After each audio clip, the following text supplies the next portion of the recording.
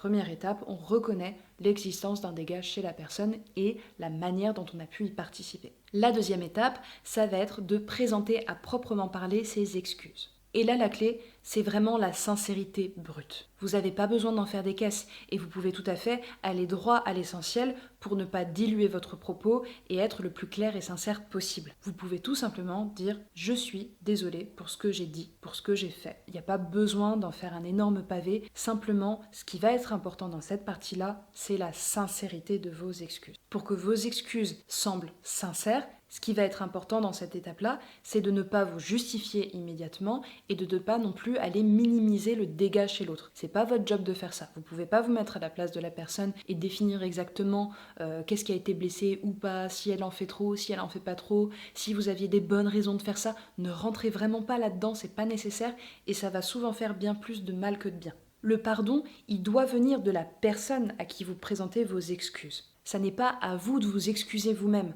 Quand vous dites « je m'excuse », c'est un abus de langage. Vous êtes désolé et la personne à qui vous présentez vos excuses choisit ou non de vous excuser, de vous pardonner. C'est très important que vous ne vous excusiez pas si vous ne le pensez pas. Parce que vous ne pouvez pas vous excuser sincèrement et ne pas penser ce que vous dites. C'est pas possible. Et en plus de ça, vraiment, ça va se sentir. Vous pouvez par contre tout à fait prendre du temps pour pouvoir réfléchir à ce qui s'est passé, à votre part de responsabilité là-dedans, de bien faire le tri entre ce qui vous semble avoir été de votre fait ou non, et à ce moment-là, vous présentez vos excuses pour la part dont vous pensez avoir été responsable.